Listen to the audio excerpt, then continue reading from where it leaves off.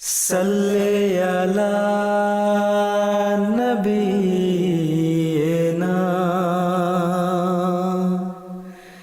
सल्ले अला मुहम्मदिन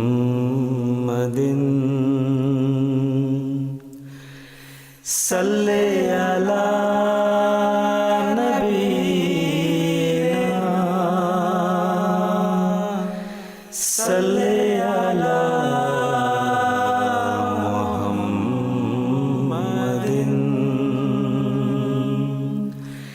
सल्ले अला हबीबिना सल्ले अला मुहम्मदिन सल्ले अला रहीमिना सल्ले अला मुहम्मदिन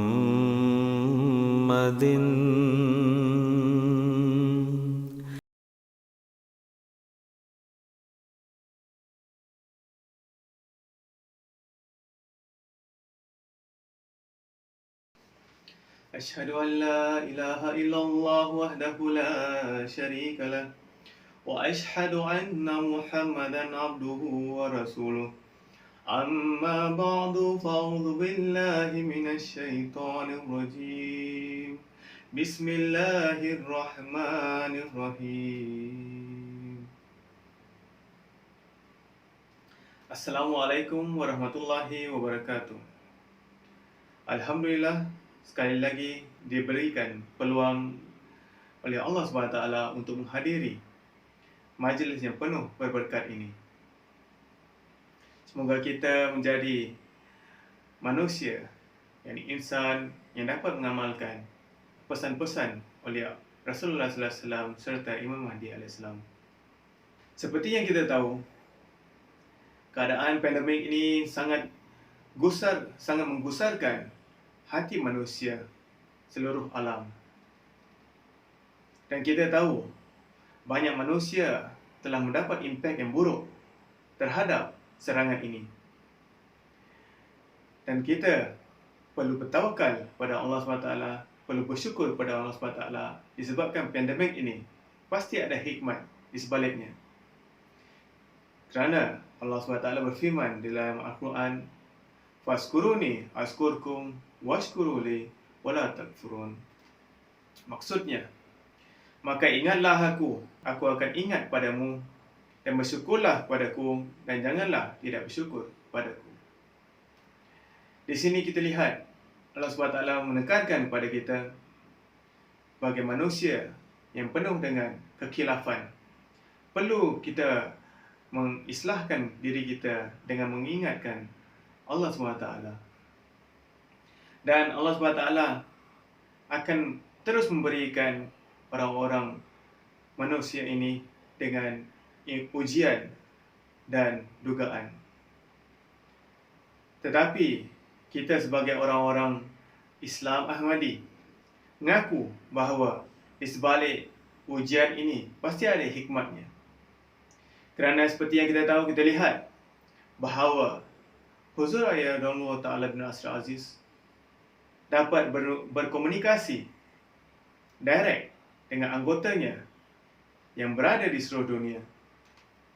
Seperti halnya kita ingin bertanya soalan direct daripada Huzur, kita dapat bertanya dengan Huzur melalui virtual live. Dan di sini kita dapat melihat Huzur berada di sisi kita, bercakap dengan kita, mendengar luahan hati kita. Dan di situ ada kelebihannya.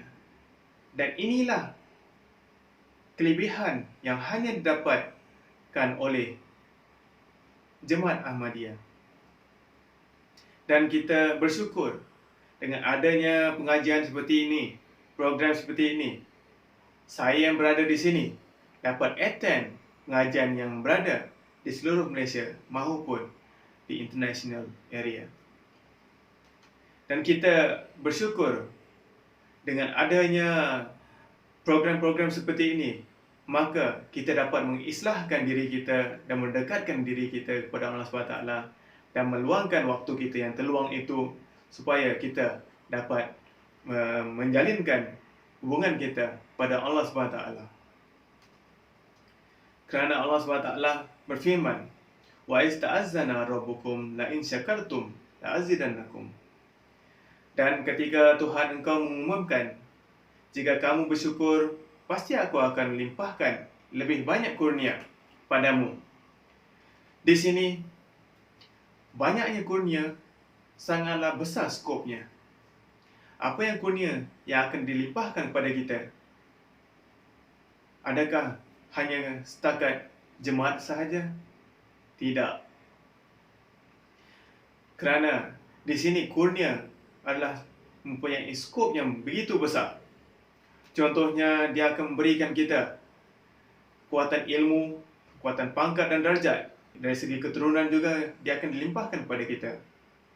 Dan kita perlu menjadi seperti Ahmad, yakni sifat yang selalu memuji dan selalu menyanjungi Allah SWT dan Rasulnya. Dan sifat ini telah diterapkan oleh Imam Mahdi AS. Dan kita sebagai pengikut Imam Mahdi AS perlu melaksanakan, perlu menjalankan amanah ini sebagai pengikut setia Imam besar kita, Hazrat Mirza Ghulam Ahmad. Di sini Allah juga menekankan, "Wa aufu bi ahdi, innallaha ahda kana mas'ulan." Dan tepatilah janji, sesungguhnya janji itu akan dipertanyakan. Kerana Masih Maud Islam telah memilih kita, dan kitalah orang-orang yang terpilih untuk menerima janji-janji daripada Masih Maud Islam sendiri. Yang banyak janji yang telah diterapkan oleh Masih Maud Islam terhadap kita, dan kita perlu melaksanakan apa yang telah kita janjikan pada Masih Maud Islam. Dan antaranya, kita perlulah bersyukur kepada Allah SWT. Apa yang telah dilimpahkan, baik sedikit ataupun banyak, pasti ada hikmatnya untuk kita dapat mengislahkan diri kita dan anak keturunan kita. Dan Allah juga berfirman pada orang-orang mukmin, jika kita mengaku bahawa kita orang-orang mukmin, jadi kita perlu menerima ujian ataupun dugaan ini. Kerana Allah SWT berfirman, "Ya ayyuhallazina amanu la tulhikum amwalukum wala auladukum an zikrillah." Wahai orang-orang beriman, janganlah harta dan anak-anakmu melalaikan kamu dari berzikir pada Allah. Dan di sini kita perlu melihat bahawa diri kita, adakah kita tergelincir daripada landasan yang sebenarnya, kerana kita telah mensyirikkan Allah SWT disebabkan harta dan anak kita sendiri. Harta disebabkan limpahan harta yang telah diberikan kepada kita, kita telah lalai dan meninggalkan waktu-waktu solat dan melupakan nikmat-nikmat Allah yang telah dilimpahkan kepada kita. Dan keturunan yang dilimpahkan kepada kita, kita telah berfikir bahawa ini adalah keturunan aku dan akulah yang bertanggungjawab ke atasnya segalanya. Tapi ini adalah kesilapan yang besar yang telah dilakukan oleh manusia, dan kita perlu melakukan pengislahan dalam diri kita bahawa ini adalah harta Allah dan amanat Allah yang perlu kita terapkan, yang perlu kita didik mereka supaya menjadi insan yang berguna di masa hadapan, baik negara, agama dan bangsa. Allah berfirman lagi bahawa, "Ya ayyuhallazina amanu qu anfusakum wa ahlikum nara." Wahai orang-orang yang beriman, peliharalah dirimu dan keluargamu dari api neraka. Dan di sini Allah Ta'ala menekankan bahawa jika kamu tidak memelihara keluargamu, maka Jahannam, yakni neraka, pasti menunggu kamu. Dan kita sebagai orang-orang mukmin perlulah menghindari dari perkara-perkara yang sedemikian, membuat kita lalai dari segi bersyukur kepada Allah SWT. Kerana dengan limpah kurnia-Nya lah kita berada di tempat ini sekarang. Dalam petikan hadis juga ada hadis yang diriwayatkan oleh Abi Sa'id Al-Khudri bahawa apabila Nabi sallallahu alaihi wasallam telah menghabiskan makanannya, baginda akan berkata, Alhamdulillahillazi at'amana wasqana wa ja'alna minal muslimin. Segala puji bagi Allah yang telah memberi kami makan dan memberi kami minum dan menjadikan kami muslim. Di sini Rasulullah SAW telah mempercontohkan akhlak yang mulia pada kita. Bagaimana kita perlu bersyukur kepada Allah SWT, baik makanan, minuman, dan telah menjadikan kita muslim. Dan kita perlu memikirkan bahawa kedudukan kita menjadi orang muslim bukan seperti muslim yang lain, tapi kita adalah muslim yang telah dijanjikan oleh Rasulullah SAW 1400 tahun dahulu.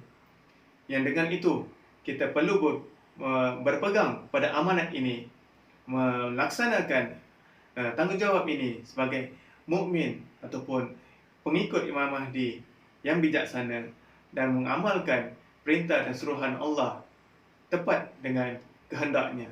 Hazrat Abdullah bin Salam meriwayatkan bahawa saya melihat Rasulullah SAW baginda meletakkan kurma di atas teratan roti dan berkata bahawa kurma ini adalah lauk pada roti ini.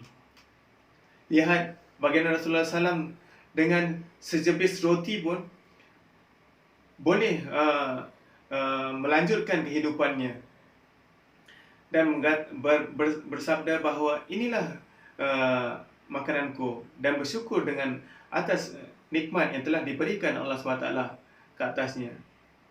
Biarpun kita menerima makanan 3 kali sehari pada hari ini, tapi kita telah mengingkari bahawa ini adalah hasil kerja kita, hasil tetik peluh kita.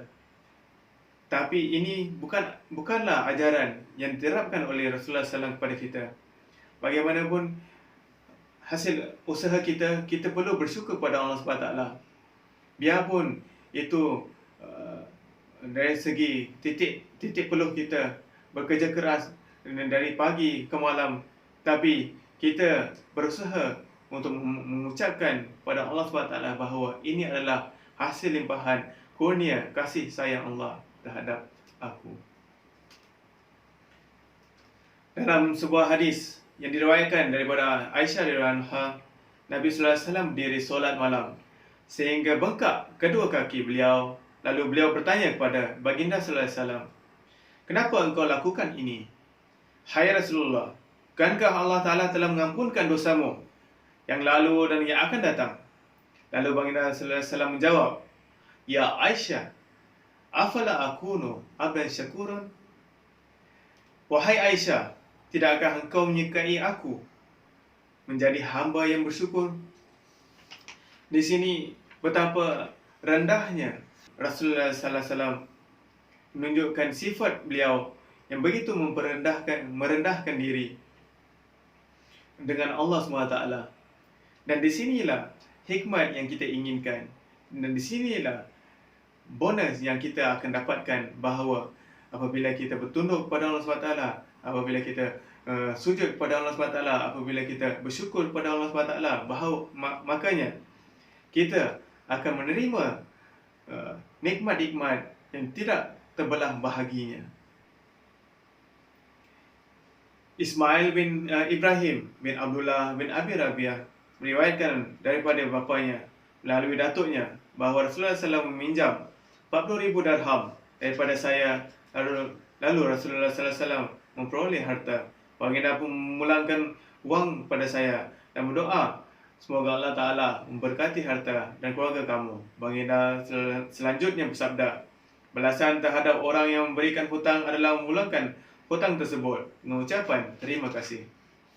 Jadi apabila kita berhutang dengan seseorang, maka perlulah kita berusaha untuk menunaikan hutang itu tadi, dan kita berusaha untuk mengucapkan terima kasih. Dengan terima kasih inilah Allah SWT tahu bahawa hambanya ini selalu bersyukur dengan atas nikmat yang telah diberikan kepadanya. Dengan itu, Allah SWT akan memberikan limpahan karunia dan rezeki kepadanya yang tak akan terbilang. Seperti mana tuan-tuan dan puan-puan sedia maklum, manusia memerlukan sekurang-kurangnya 2 kilo oksigen untuk menjalani kehidupan sehariannya. Dan manusia juga telah diberikan 576 megapiksel kepada anak matanya. Dan perkara yang paling penting di sini adalah kita juga telah diberikan kesihatan, dan dengan itu sampai saat ini kita masih bernafas dan masih dapat menghayati kehidupan dan kebesaran Allah SWT. Dengan itu, kita sebagai murid Imam Mahdi perlulah sentiasa bersyukur ke atas nikmatnya yang telah diberikan kepada kita, baik segi jasmani dan rohani. Dan kita selalulah berusaha untuk bersyukur kepada Hazrat Ilahi yang telah menciptakan dunia ini dan menciptakan kehidupan ini kepada kita. Khasnya kita berdoa kepada Allah SWT semoga anak keturunan kita juga menjadi abdu syukur, yakni hamba Allah yang sentiasa bersyukur dengan atas nikmatnya, kurnianya dan kecintaannya terhadap kita.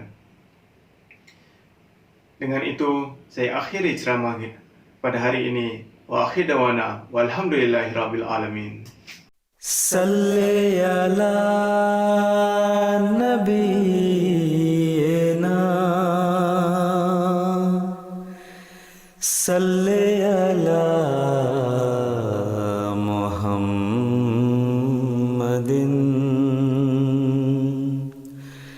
salli ala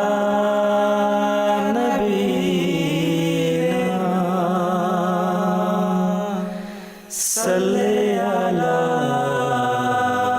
Muhammadin,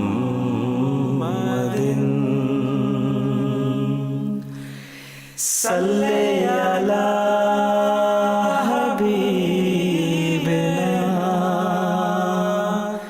salli ala Muhammadin, salli ala